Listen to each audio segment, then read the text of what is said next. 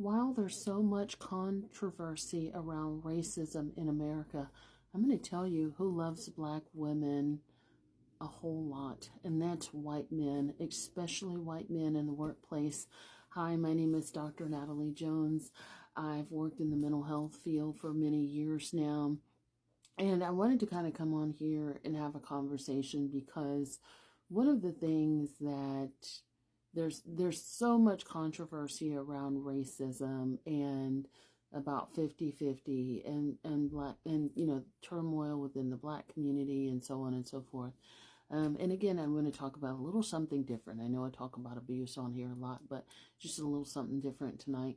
Um, you know, Over the years, there have been so many white men that show up and show love to black women, and they're, even the married ones. And I feel like this is a huge reason. This is one of the reasons I think that black women go from pet to threat in the workplace that nobody really likes to talk about. And pet, if you don't know, pet to threat is a phenomenon specifically for black people, because I've seen it used, white people use it incorrectly to try and apply it to them. It is not a theory for white people, it's specifically for black people. And that it's a theory that speaks to why black people may start off with their supervisor as being favored, being supported, and then at some point the dynamics shift and the supervisor then becomes very contentious. They view you as a threat. They start sabotaging, they start belittling, and just engaging in a lot of negative antagonistic behaviors towards towards black employees. And I'll talk specifically about this phenomenon as it relates to black women. And what I've seen over the years is, that there's a lot of love that white men have for black women in the workplace. And I'll speak from my own personal experience. And it doesn't matter if they're married with kids and all the whole nine. I've had a lot of supportive white male colleagues towards me in the workplace and even beyond. I mean, people who have really, opened up literal doors for me, career-wise and so forth, and who've been supportive, but also men who show support for me in other ways, like buying lunch, things like that. And I think one of the things that tends to happen when a supervisor, particularly if that supervisor is a white female, there's something about white females in the workplace, and I won't say all. I'm just going to speak to you guys like I do culturally, and this is nothing towards anybody, but just some of the things I've seen is that there's a lot of white females believe that they should be the standard of beauty. And because they should be the standard of beauty, then they should be the only ones treated as such, right? That, we should be the only ones that get kind treatment and be admired or lusted after by men. And I'm telling you, this is a phenomenon that happens. And so therefore, if a black woman is in the workplace and she gets a compliment, if a man is talking to her for too long, if there's some sort of flirtatious banter, that sets off a chain reaction, and that triggers that black woman to have a target on her back and embrace a hostile work environment in the workplace. And nobody really likes to talk about it, but I'm gonna talk about it here, where white women, specifically in power, will then make it their mission to make that black woman's job life at that particular organization hell on earth. They'll start saddling her with work, giving her bad work assignments, and things of that nature, because how dare you? How dare you think that you are a stellar employee? How dare you think that you are attractive and get any sort of attention from a white man in the organization? And sometimes this happens all without that black woman knowing that behind the scenes someone has complimented her, for doing a job well done. Or she may have gotten a compliment over their supervisor who is deemed to be incompetent. That woman will then make your life hell on wheels. And usually it comes from a man. And so what you tend to have is these very male-centered female supervisors. And I'll share a little story with you. I had a white female supervisor that was totally inappropriate. She was sexually inappropriate with the men. She was looking for attention. And so she'd kind of go around and sort of embarrassing herself. And, you just kind of look at her. I show up, I do my job at work. And I think there's something that happens when you show up and you do your job and you go home.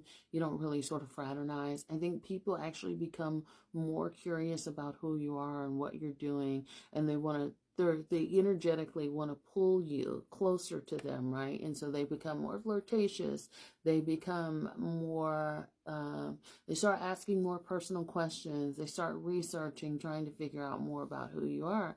And here you have this white woman who is, literally giving herself away. I mean, leaning over, wearing low-cut shirts, basically telling, these men that she's down for whatever, right? And in my observations, men don't usually like that, right? Or they'll take it, but they're not really gonna pursue anything after that, right? So they'll take what's free. They may eat off the buffet, but they're basically gonna leave the plate there. It's not something that they want to take home. You guys getting what I'm putting down, right?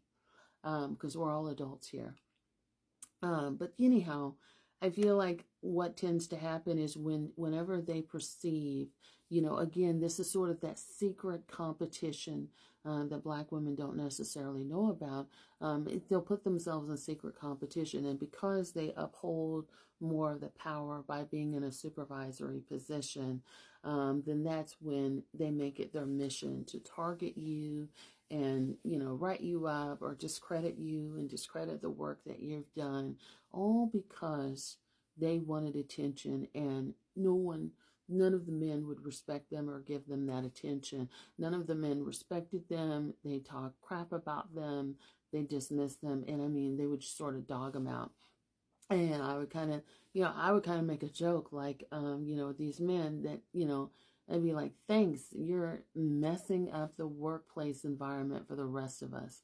Like, because now this woman is now on a tyrant because she's not getting that attention. She's been turned down. So there's that ego bruising.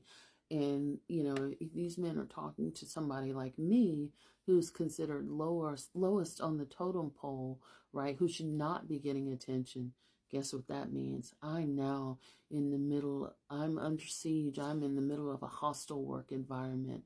And all because this person is seeking attention and didn't get it. And I'm being perceived as a threat that she has to take out.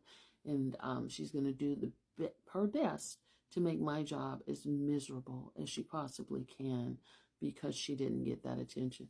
It can be very serious. It can get very hostile.